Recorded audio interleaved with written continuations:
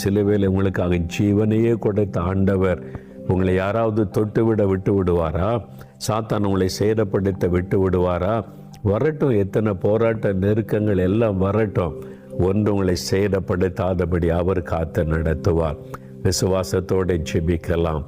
தகப்பனே, நான் உன்னோடு இருப்பேன் என்று வாக்கு கொடுத்து தண்ணீர்களை கடக்கும் பொழுது இவருடைய வாழ்க்கையில காணப்படுகிற தடைகள் இயேசுவின் நாமத்தில் விலகட்டும். செங்கடலை பிளந்து வழி உண்டாக்கினதை போல இந்த பிள்ளைகளுடைய வாழ்க்கையில தடைப்பட்டு போகிற காரியங்கள் இயேசு கிறிஸ்துவின் நாமத்தில் விலகட்டும். வழி திறக்கப்படட்டும். உம்முடைய பிள்ளைகளுடைய பிரயாணம் தடைப்படாதபடி முன்னேறி செல்வதற்கு எல்லா தடைகளும் இயேசுவின் நாமத்தில் விலகட்டும் என்று ஜெபிக்கிறேன் அப்பா. மனிதரால் வருகிற தடைகள், பொல்லாத ஆவியினால் வருகிற தடைகள், பொருளாதாரத்தில் வரக்கூடிய தடைகள், வேலையில், பிசினஸில், குடும்பத்தில், திருமண காரியத்தில், கர்ப்பத்தின் ஆசீர்வாதத்தில் வரக்கூடிய சகல தடைகளும் இயேசு கிறிஸ்துவின் நாமத்தில் விலகட்டும். காரியங்கள் வாய்க்கட்டும், வழிகள் உண்டாக்கப்படட்டும். வெள்ளம் போல எழும்பி வருகிற சாத்தானுடைய கிரியைகள் இயேசு கிறிஸ்துவின் நாமத்தில் அழிக்கப்பட்டு போகட்டும்.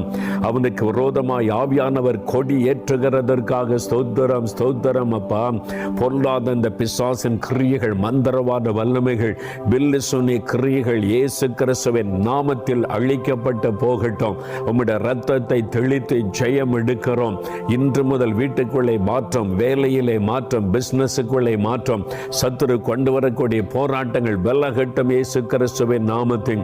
தகப்பனே, அக்னி போல எங்களுக்கு வரக்கூடிய சோதனைகள், உபத்திரவங்கள், நெருக்கங்கள் எல்லாவற்றிலும் எங்களுக்கு துணை நிற்கிறேன். எங்களை பாதுகாக்கிறீர், வழி நடத்துகிறீர். அதற்காக உமக்கு ஸ்தோத்திரம்.